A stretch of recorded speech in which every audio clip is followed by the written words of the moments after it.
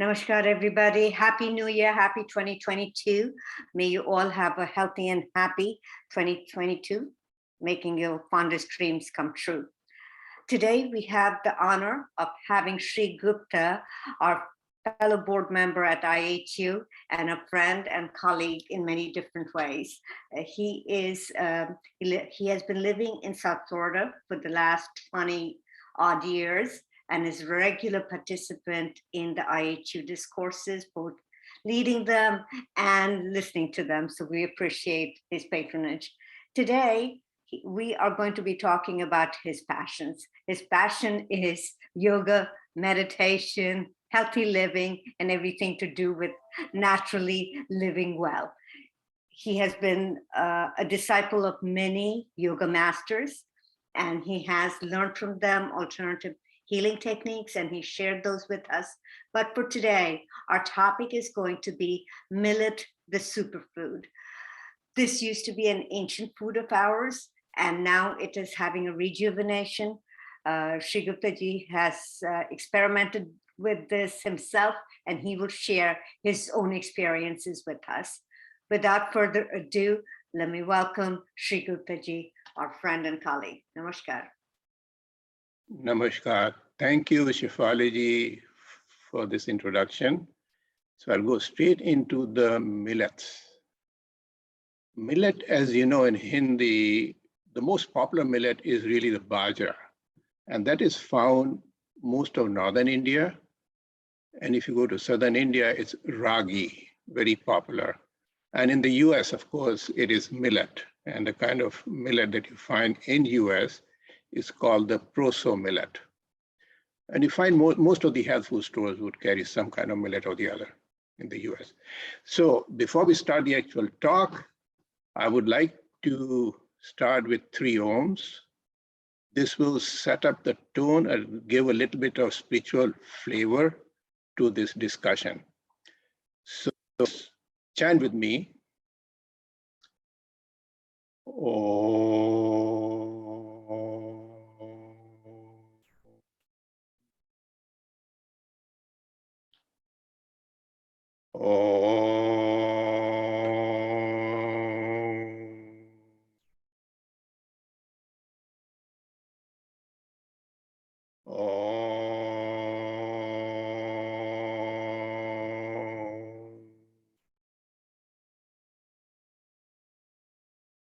And if you're wondering whose photo is this is Sai Baba, my spiritual guru and mentor. Okay, so moving on. First, a couple of ground rules in this talk. So please mute yourself unless you want to make a comment or ask a question. The second thing is, I want this to be an interactive session. So please stop me anytime and ask questions or comments. I would prefer if you keep it to the end of the talk, but in between, if you have something that you really want to ask, please go ahead, ask. And remember, because this is interactive, I will also ask you questions. So I will ask you a question, and there are no wrong answers and there are no right answers. So please do participate in those. And if you have a problem in English, go ahead and ask in Hindi, and I will translate. Right. So whenever, of course, whenever you want to ask, just unmute yourself or type in chat. Okay. Since we are living in the US, disclaimer. We are not medical professionals, myself or IHU, we are not medical professionals. We are not giving any medical advice. And in case you have any concerns, any deeper questions, by all means, please contact your health professional. And a lot of time we share these slides with the participants.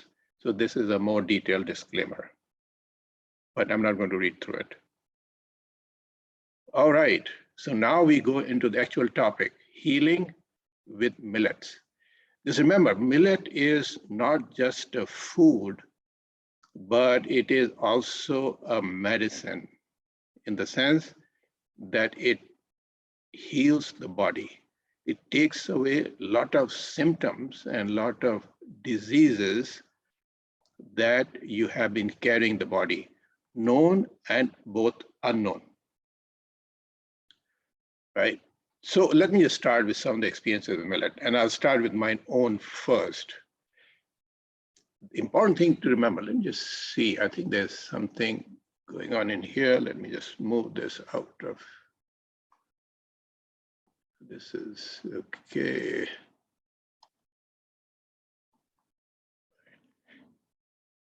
So the body heals itself.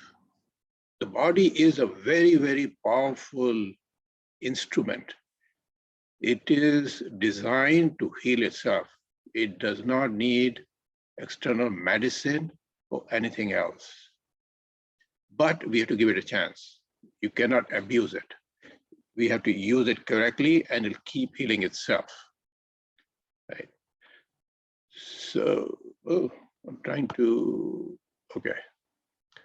So my experience with millet, I've had constipation since my childhood.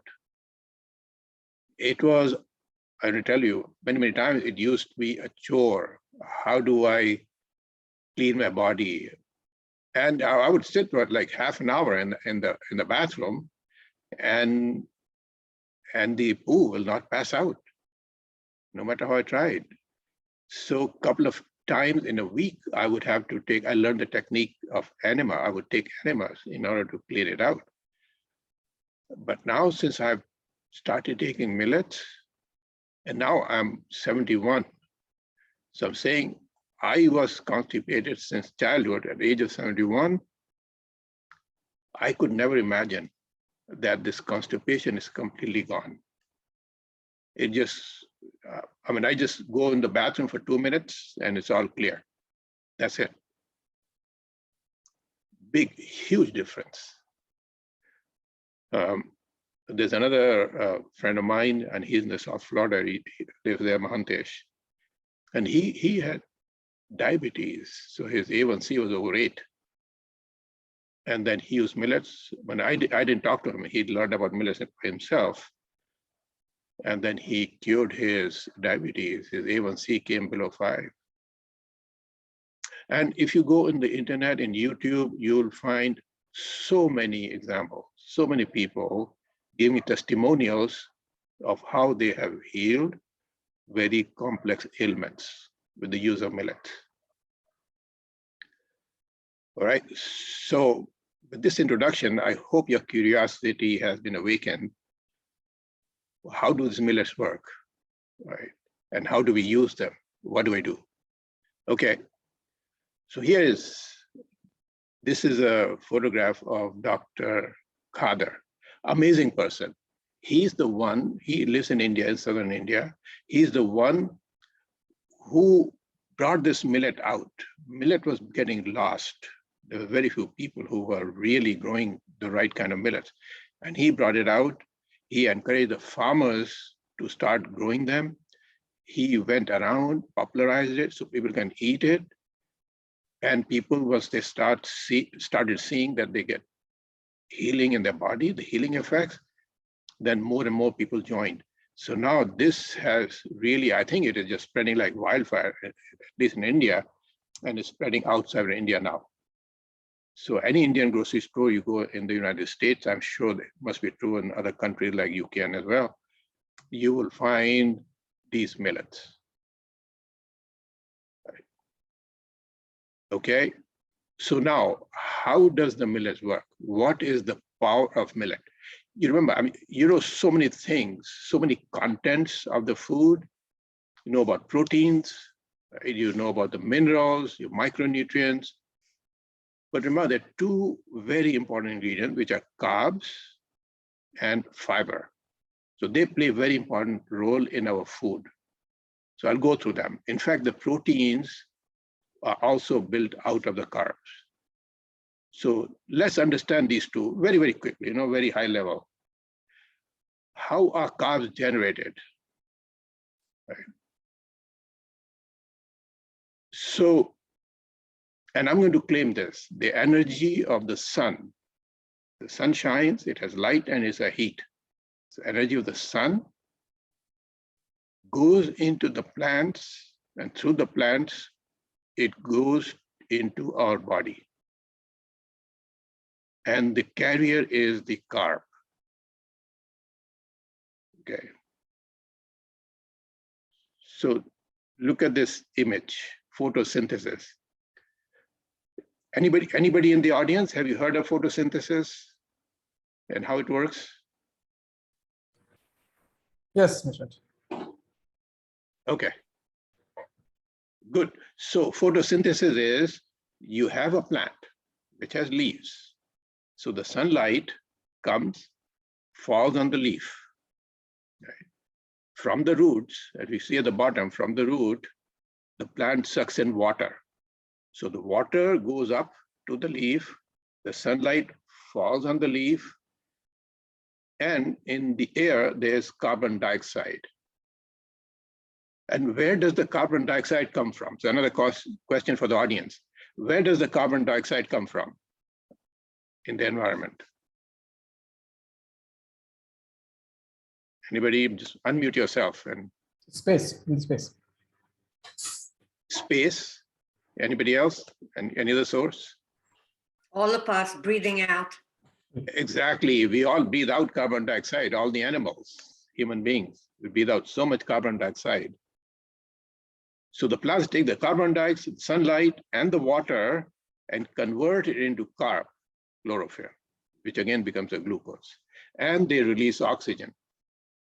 So we provide, by breathing out carbon dioxide, we provide food to the plants, and the plants take this carbon dioxide and provide us oxygen. Such a delicate balance between the plant kingdom and the animal kingdom. We help each other to live. Right. Okay, so what happens to these carbs when we ingest them, when we eat them? So in this image, I have two examples. One is a person eating a banana, another one is a person eating a bread. So remember, all plant-based foods have carbs in them. So when you eat a banana, the carb gets digested through the mouth, through the stomach, and the body converts this carb into glucose. And that glucose, you can see the particle of glucose, they go through the blood. Okay. If you eat a non-bread below, remember the bread is very concentrated carb now. So it has much more carb than a banana or fruit, or any other fruit would have. So now you eat the bread and it all goes into the blood and you get many more glucose particles in the blood compared to a fruit. Right. So now what happens to the glucose? I'm sure everybody's heard about insulin, right? So popular because diabetes is so popular these days everywhere. So the glucose is a very important element. Human body needs glucose. Each cell of our body eats glucose. That is, glucose is its food.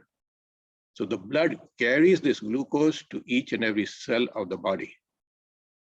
But the cell of the body cannot take this glucose by itself. So the insulin is like a postman. So the postman or the insulin knocks at the cell and says, I've brought your food. And the cell opens up and then accepts the glucose. And glucose goes inside. Remember, so the glucose is built out of the carbon dioxide, the water, and the sunlight, right? The three elements from the plant.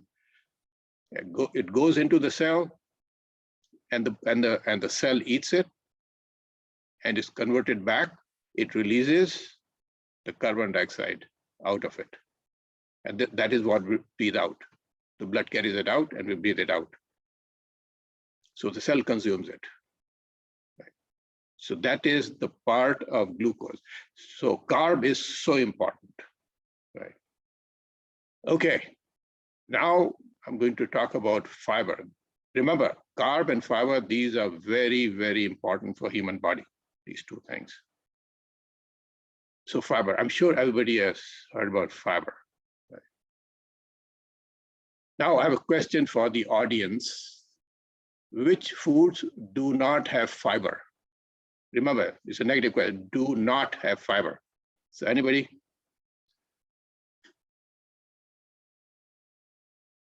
Yeah, unmute yourself. Rice, Rice, okay. Anything else? White Sugar. flour, Shri, white flour. White flour, right? Sugar doesn't have carb. Anything else? potatoes have only starch, right? Potatoes, is a plant, so it has fiber in it. It is starch, yes, of course. But something that is so prevalent, especially in the United States and the West.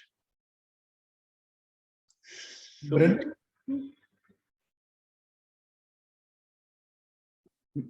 Meat, Dairy. fast food. Dairy and meat. Milk has no fiber. Cheese has no fiber. Meat of any kind has no fiber.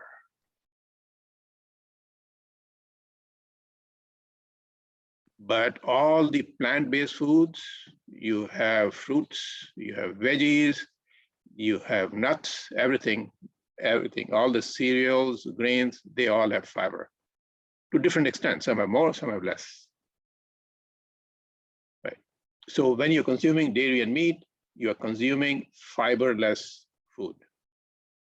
Right. So what is the role of fiber in the body? And this image, it didn't come out that well, I think. Anyway, so this man is eating food.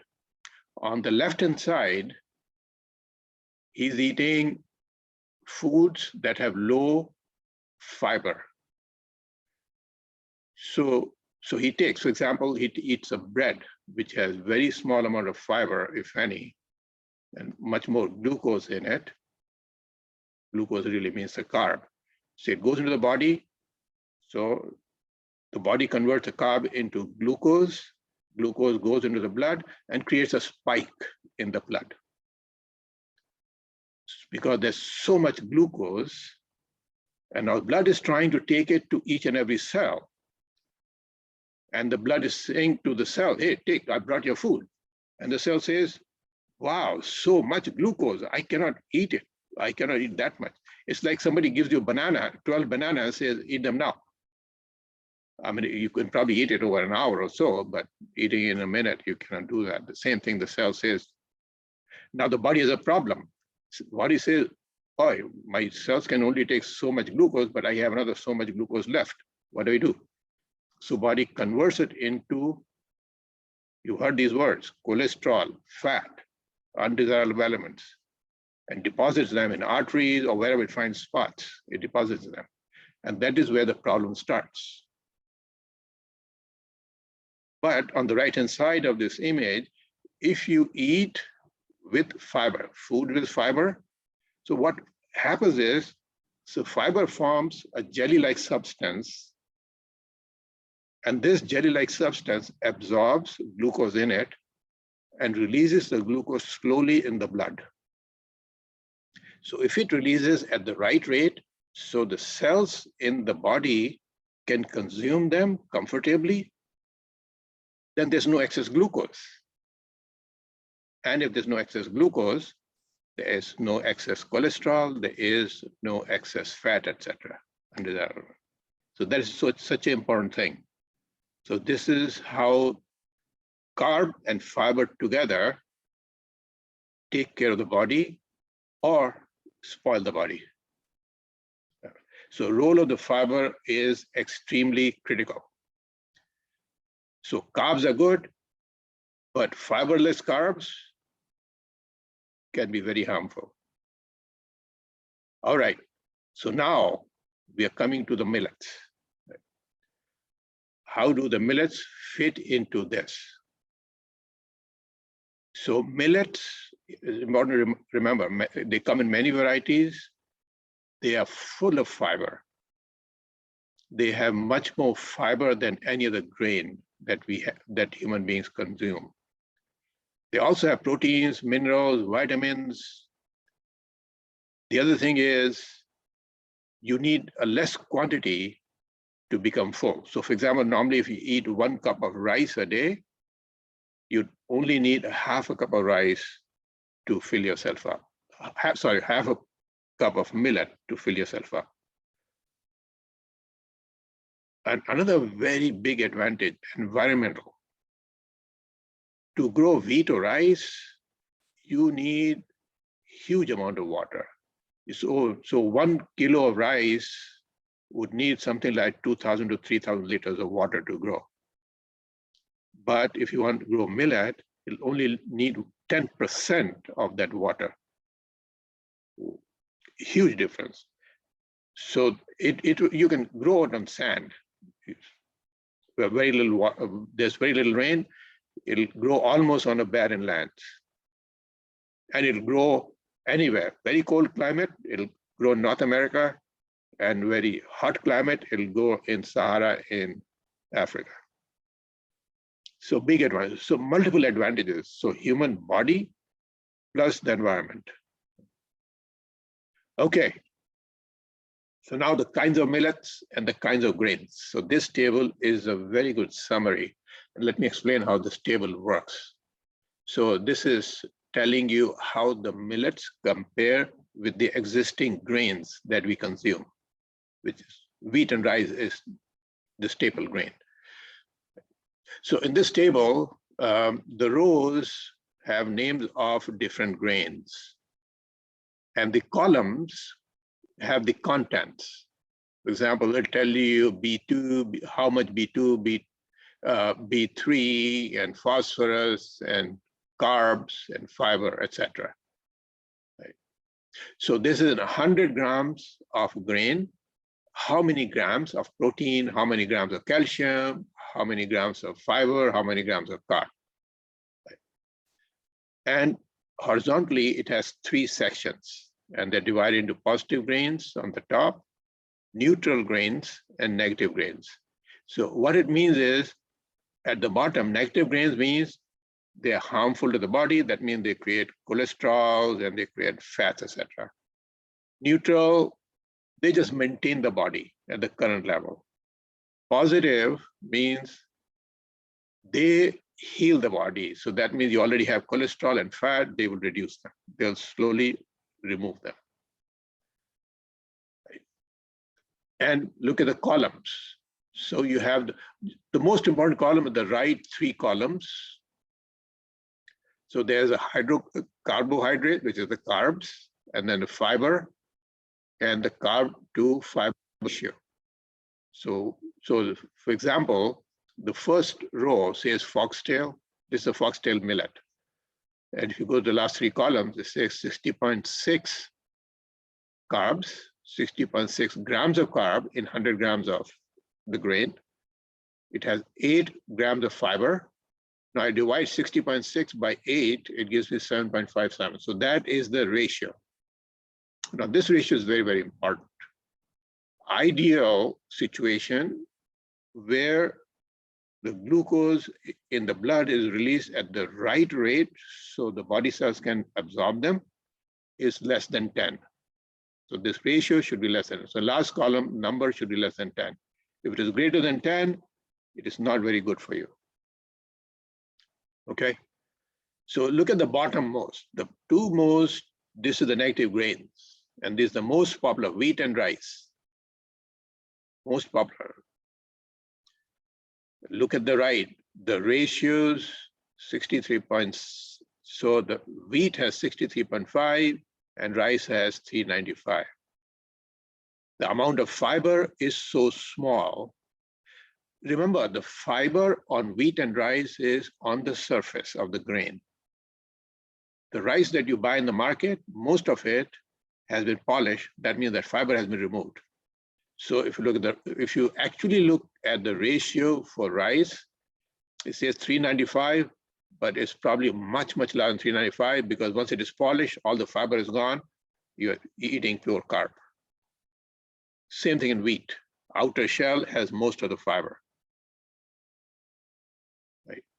And you go above, you have other grains. There's a pearl millet, and then you have corn, and then the right in the center is called the proso millet. This is the most popular millet in the United States. It's not that popular, but if you want to buy a millet in any of the grocery stores, it'll probably be a proso millet.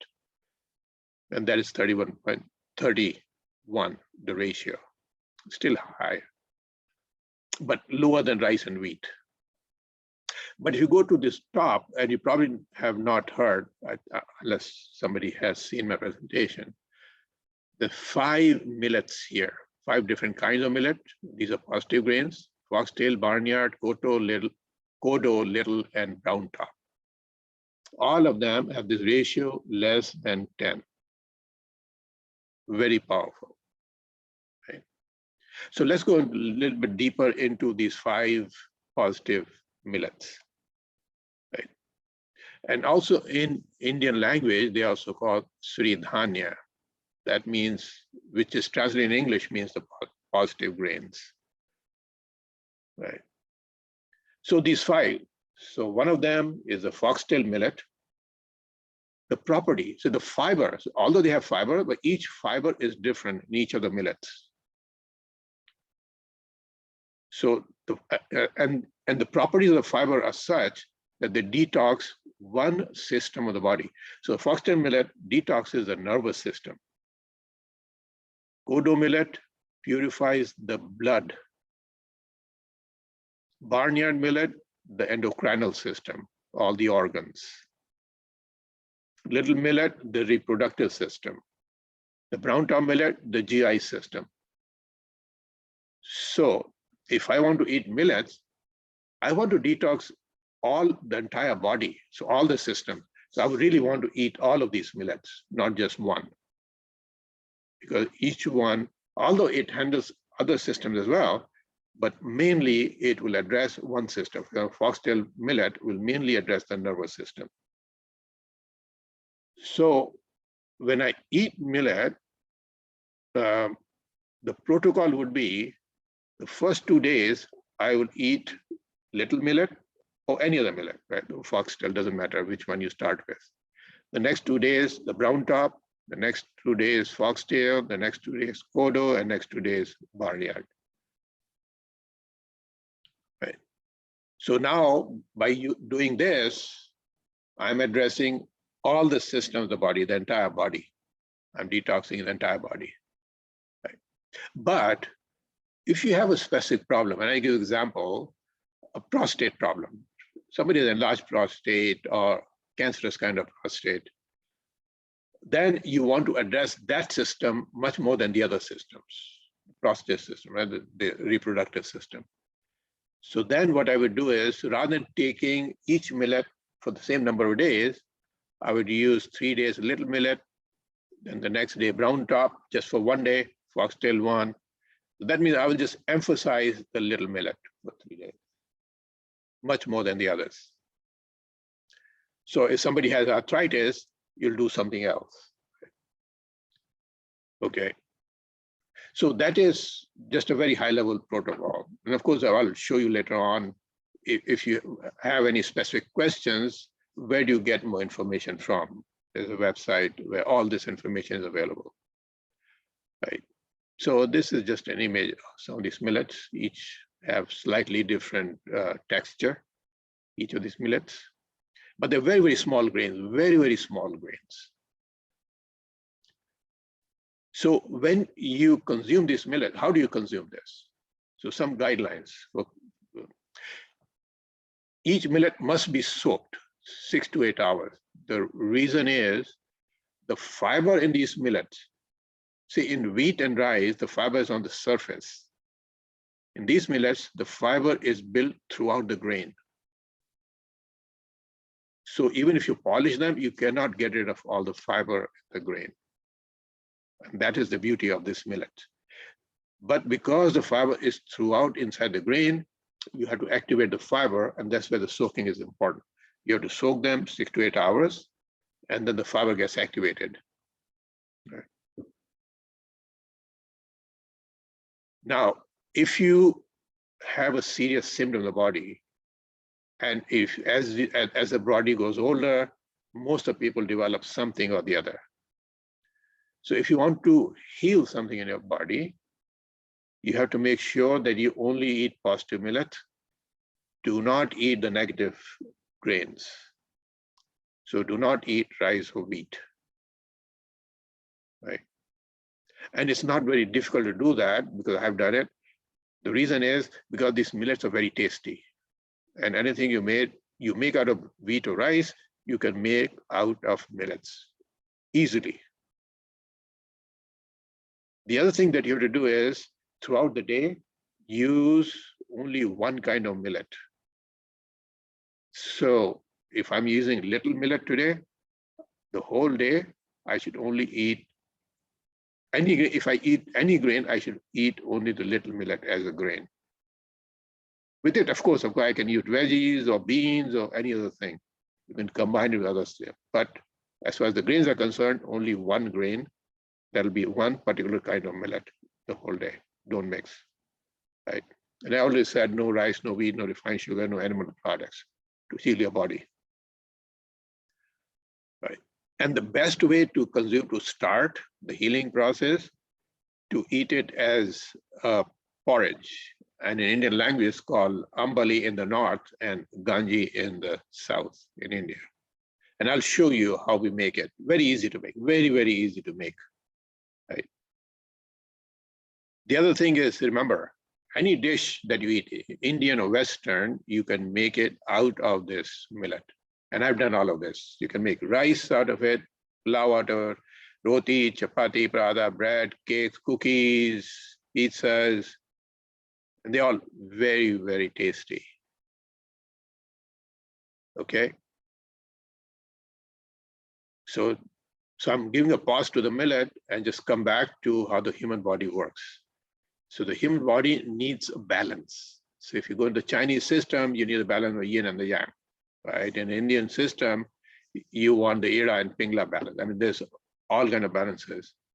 But we combine with the Western concepts, the three things have to be balanced in the body, which is the glucose, the microbial balance, the bacterial balance, and the hormones. Because the body is full of different kind of hormones, and they should all be balanced. Like cholesterol is needed in the body to a certain level. When it goes out of balance, you have a problem. And you cannot remove the cholesterol because you cannot survive. Cholesterol is so important. So glucose balance, we've already talked about. We'll talk about now with the porridge, we are going to introduce the microbial balance as well, which is really the probiotics. Hormone balance, I am going to skip in this talk, and you can go to the website, Dr. Kala's website, and you can study it. Okay, so how do you make this porridge? Very, very important. So you take 1 cup of millet, rinse it once, add 6 to 10 cups of water. The reason we add so much water is because this millet puffs up quite a bit when you cook it. It just grows. So first thing, you soak it 6 to 8 hours. So what I do is I just soak it in this water overnight in a small pan. In the morning, when I get up, after I get up, I boil it, and it boils very, very quickly, very quickly. And because it's very soft, and it just grows so big. In the same pan, I just boil it. Don't throw the water, use the same water, and cover it with cotton cloth. And by lunchtime, it is ready to eat. So you can eat some of it in lunch and some of it in dinner. So you cover it with cotton cloth and you let it ferment for 6 to 8 hours. So what happens is when you let it sit, lactobacillus grows in it. It's a natural process. This is healthy lactobacillus, keeps growing. You don't do anything. You just let it set, cover the cotton cloth. The reason you cover cotton cloth is that you have pores in the cotton cloth, so the fresh oxygen can keep going back and forth, and the bacteria can breathe and then grow and proliferate. So this is what helps you the microbial balance. It's a wonderful thing. Now, one thing you have to remember, do not reheat it because then you can get rid of bacteria. And this is much more powerful probiotic than any yogurt or anything else that you get. And all you do is just eat it like normal food, like rice. Very simple thing to do. And now you can enjoy it as a cereal. You can add stuff to it. You can add almond milk or soya milk or whatever, and then you can add nuts to it. You can add jaggery. You can add maple syrup, those kind of things. Make it very, very, very tasty and very delicious. Or you can eat it with beans. You can eat it, put it into salad. There's hundreds of ways you can enjoy it. And this is an image of it. Okay. Now, if you want to make bread out of it, then you need slightly different thing. And I'll go through it.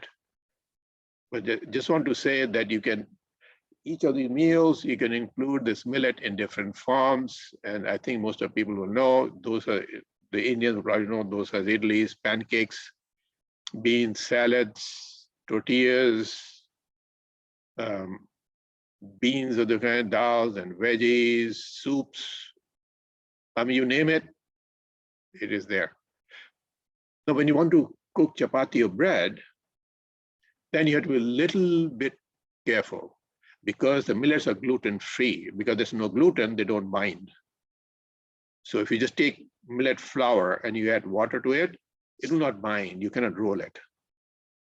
So you must use a binder. And there's many different binders. So for the Indians, there's a urad dal flour you can buy in any Indian grocery store. Mashed potato is a good binder. Arbi or mashed Edo is a good binder.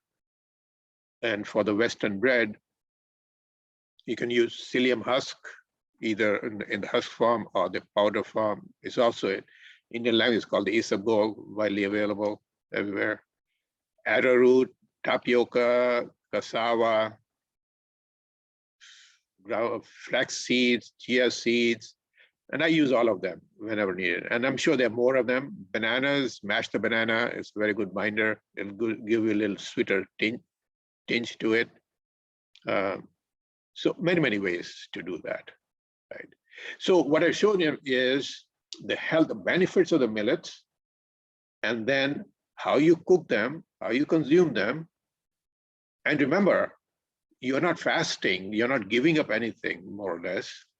You're just replacing a couple of grains with these millets and changing the nature of the food from not healing to a healing protocol.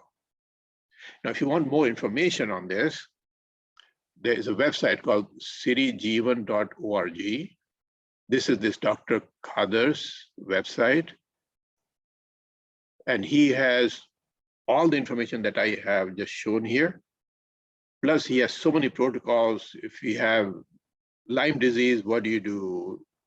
If you have Crohn's disease, what do you do? What is the kind of protocol? He talks about so many things. And you see so many videos, testimonials, recipes. And he has a free .pdf file that you can download, which has full of information. Very good, extremely, and it's all in English. There's another website called wholesometales.com. They have very good videos on recipes, etc. on this. And he has many talks. And he lived many years in the United States, this doctor, so his English is very good.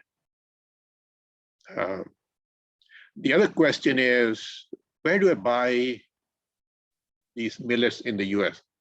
In India, you can buy everywhere, any big city. I think even smaller towns now you can buy it. And of course, the best thing to buy is organic and polished. I had the same problem. The first time I learned about this millet, then I was wondering, where would I get this?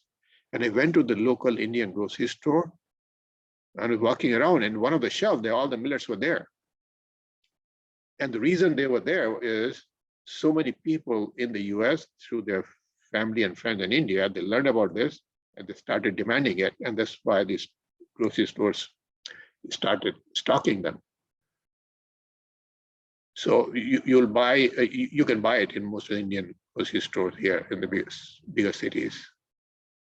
There are a couple of websites that I find convenient. So rather than going all the way to grocery stores, I just order them. So there's a website called pickyourgrain.com. And I found them quite good. And the prices are very reasonable. There's another one, organicsphere.io. Their grains are good, but their fulfillment aspect is weak. So sometimes they will short ship, they will wrong ship, and those kind of things. They always make up for it, but in the short term, you have a little bit of problem. So I prefer the first one, pickyourgrain.com. Okay, so now we've covered everything. Let me just summarize about the food aspect here.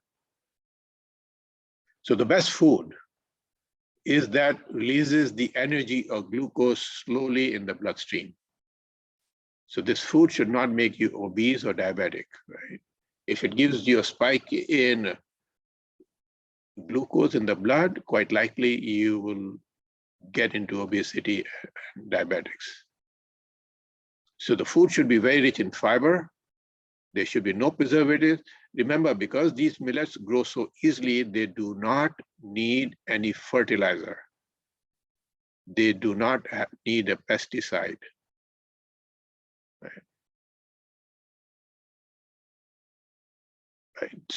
The other thing, one of the other thing that I have not mentioned, but I think you can check on the website. It has something called lignans on the surface, and these are anti-cancerous lignans.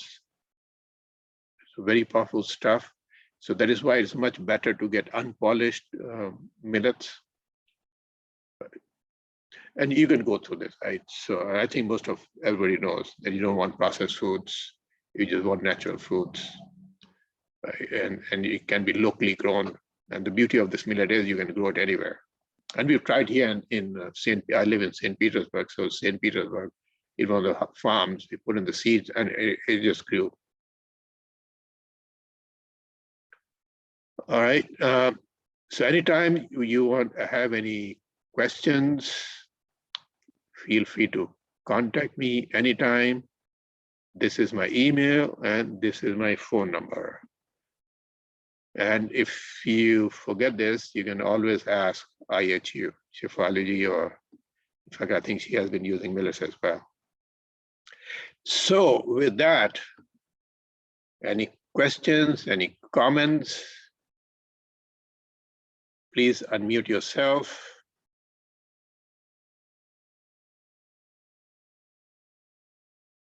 I mean, I've passed on so much information. So if Hi, Shri. It's Pablo. Pablo, how are you? Good. I got myself the millets.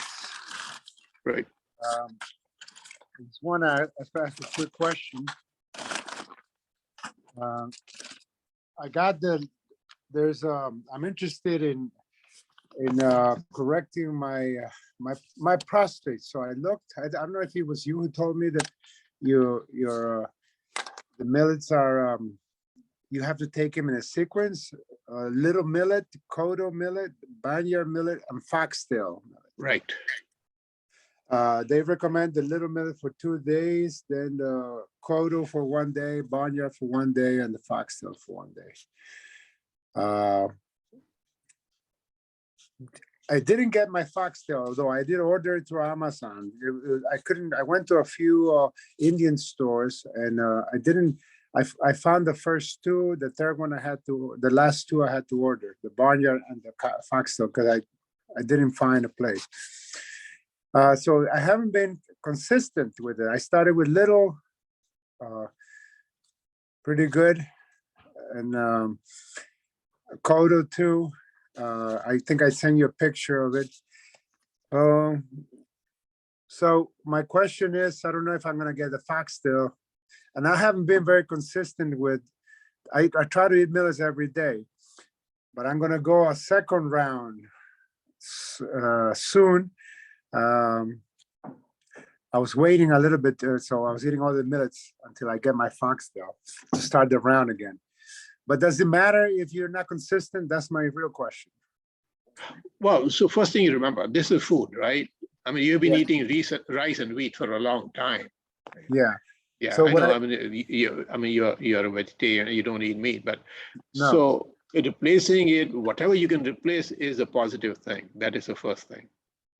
Second thing is always takes time when you make a major change. So changing from a staple grain to a new set of grain takes a while. Well, it took me 2 or 3 months before I really got used to eating the millets, because there'll be occasions, who wants to do this? Let me just do whatever I can convenient, just go to the store and buy some bread or buy whatever, right? So it does takes, the transition does take time, and finding the right source where you can get this. So that takes time. But when you try to stabilize, it's important, because you want to heal certain thing in your body. It is very important to maintain it. Then you want to say, okay, no more rice, no more wheat. Right. Well, Just I the don't. millets. Yeah. Yeah. All right. I mean, I'm having it with. It's amazing. I did it like you said. You showed me last time. You told me. I wet it. I put it in a 1 cup of water. 1 cup of millets. 1 cup of water overnight. In the morning, I cooked it with 6 cups of water. I drained it, and then I cooked it with 6 cups of water. And then I left it, like you said, with a cheesecloth. Actually, at first I didn't have a cheesecloth, so I put a paper towels on it. But it worked. I mean, the millets got big, and it was so much food. And at first I tasted it, didn't taste very, very like anything. But when I put it, like you told me, honey and a few other things, just honey was like, it tasted delicious. So this little millet, I don't know if you can see it. Yes. Yeah. I know Got exactly what it is. Yeah. I got a little. It's weird. Then I see. I put it here one day. I haven't labeled it. This one. This was very weird. The vineyard millet. It didn't when I boiled it for 5 minutes, like you recommended. Nothing happened. I had to boil it longer until then I saw the millets broke up and it got like a grain that I could eat. But when I only cooked it for 5 minutes, it stayed almost the same as the very hard little grains. Anyway, Yeah. I'm doing it. I'm hoping for the best. Thank you so much. And this is good. I got a little confused with the time, so I signed up a little late here today. But I had heard, right? Thank you so much. Good. Yeah. And you'll get used to it and start growing on you, right? And once you get used to it, when you know how to cook bread out of it, and at some of the time I'll show exactly what are the options to make bread, etc., or pizza, and those nice things. Well, that would be fantastic. Yeah. It's almost. Anybody else? Yeah. Sorry. Go ahead, baby. No. I just very interested in seeing what would happen after I eat this constantly and nothing else, basically. Okay. Good. Anybody else? Any questions, comments?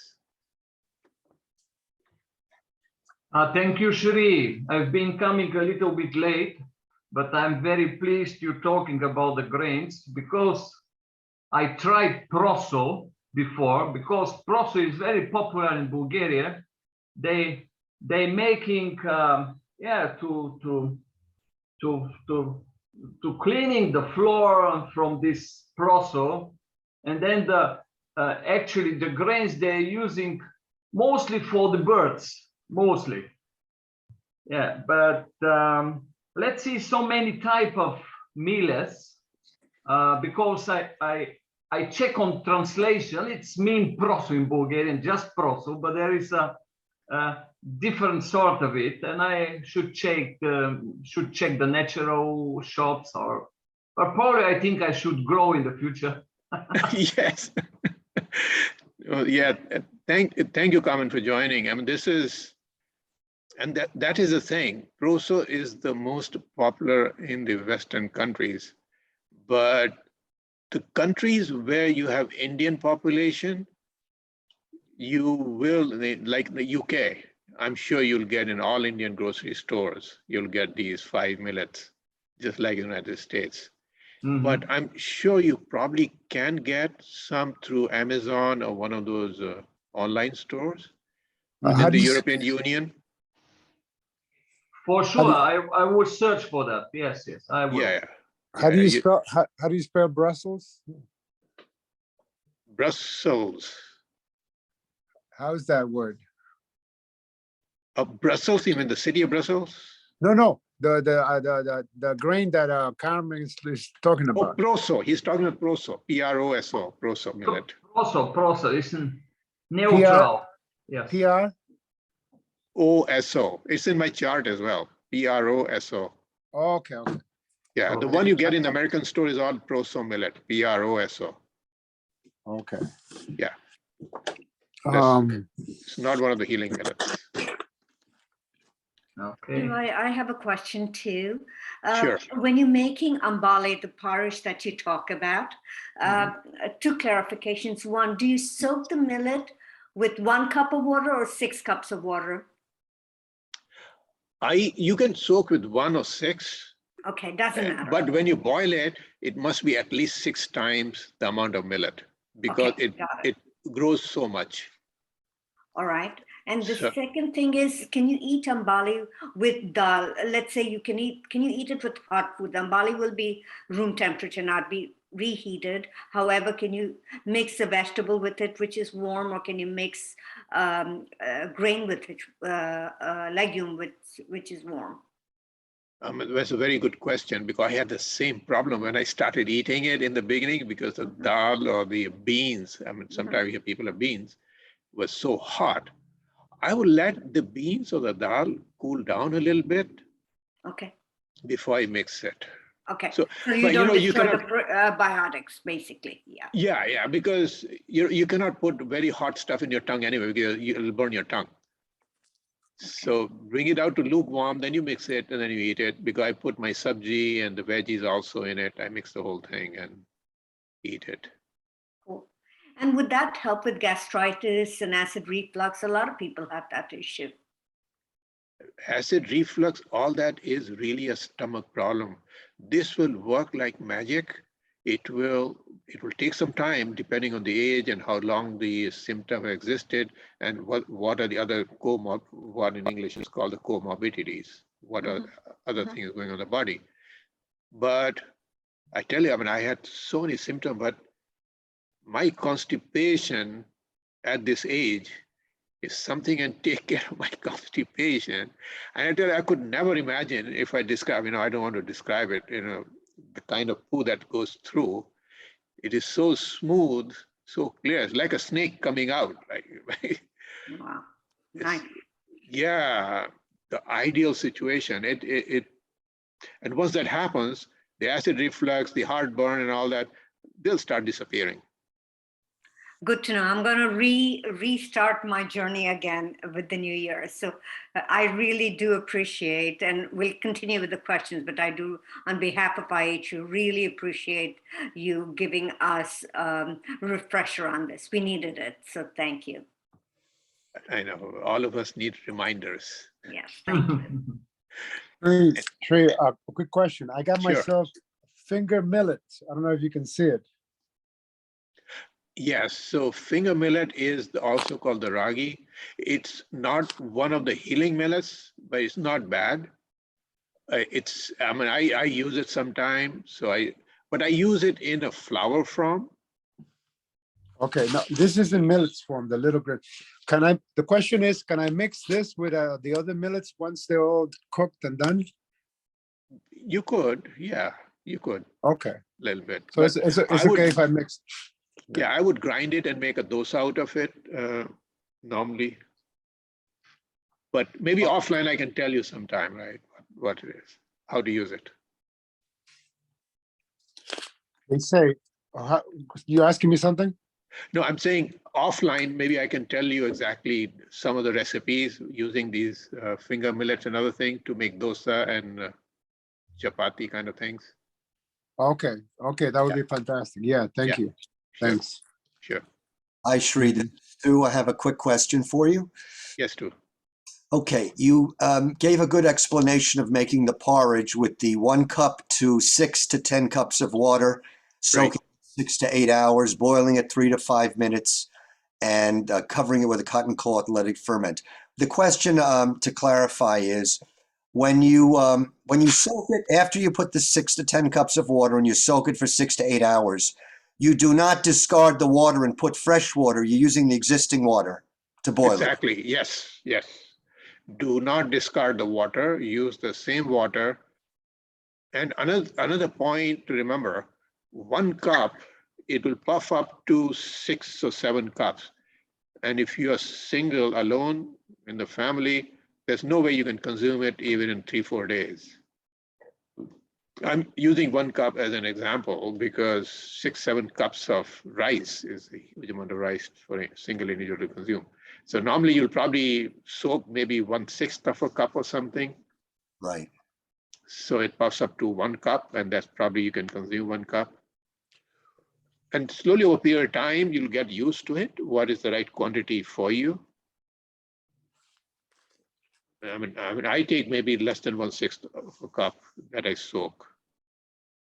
Plus, also I make chapatis and dosas and other things with the flour, grinding it. Very easy, but very delicious.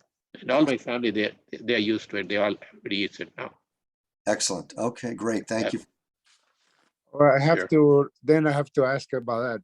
So let's say you put the millets in 1 cup of millets into 1 or 2 cup, whatever cups of water, right?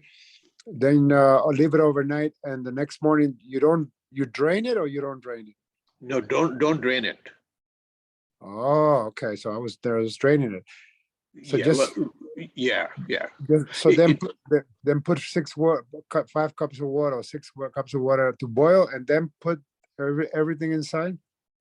Well, boiler- so what you would do is, so the process is this: take 1 cup of millet, Yeah. rinse it once, put some water, rinse it once, right? And I put this millet in the pan in which I'm going to boil. Okay. And at the same time, I just add 6 cups of water, at least 6 to 8 cups of water. Okay. So morning, I don't have to do anything. I just cover it, keep it on the stove. And in the morning, I just turn on the stove. That's it. Oh, okay. With 6 cup of water. Okay. Yeah. So what is already there, everything is already prepared. It's Okay. all prepped up, right? So I don't have to do any other thing in the morning. Just turn it on. And I see when it's boiling, I let it boil for a minute or 2. And then just turn it off. Okay. And then it covered with my cotton cloth. And in my oven, underneath in the oven, I just put it in an oven so nobody disturbs it. Okay. I got it now. All right. So Thank very simple. Yeah. Yeah, that's it. Sounds good. I got it. Yeah. Okay. The next round will be better. Yes. This is how I learned as well. I mean, I had to talk to people and Yeah. Okay. Thank you. all right. Good. Any Great. final question? I- All I right. think we are done with Perfect timing, Shribai. questions. Perfect timing. And thank you everybody for joining and for your patronage. And Shribai, thank you for illuminating all of us in a healthier way of living. Thank you. Thank you. Thank you. Thank you so much. Thank you. Namaskar. Thank you. Bye-bye. Thank you. Bye-bye. Bye, Bye-bye. everybody.